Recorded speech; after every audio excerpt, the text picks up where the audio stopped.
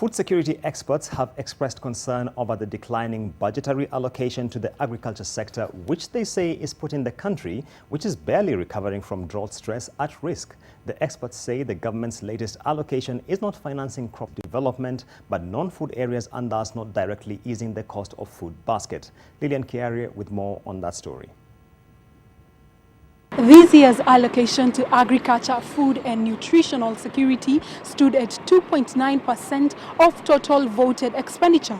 This is a decrease from last year's budgetary allocation, and experts have now raised concerns, saying that the government is not serious on this sector despite it contributing over 30% to the GDP. The rising cost of food continues to be a major source of worry for many Kenyan households, and even though the government says it is working on policies to reverse the trend, experts in the agriculture industry feel that the government is not being honest.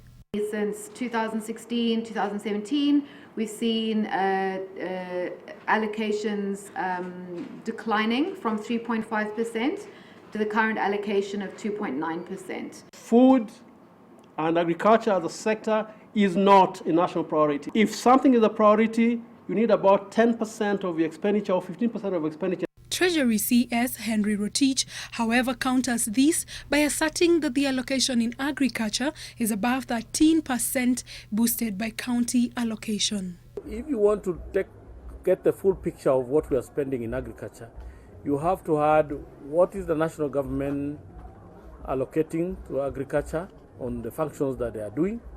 You have to add that to what the county government are spending. You have to add irrigation projects.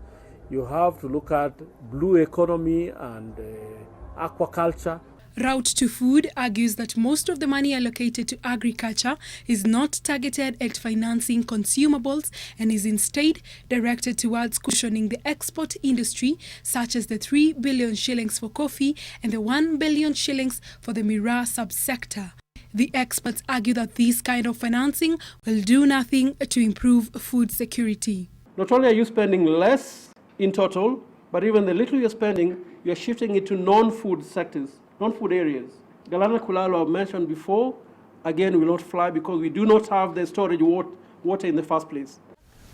Lillian Kiarie, NTV.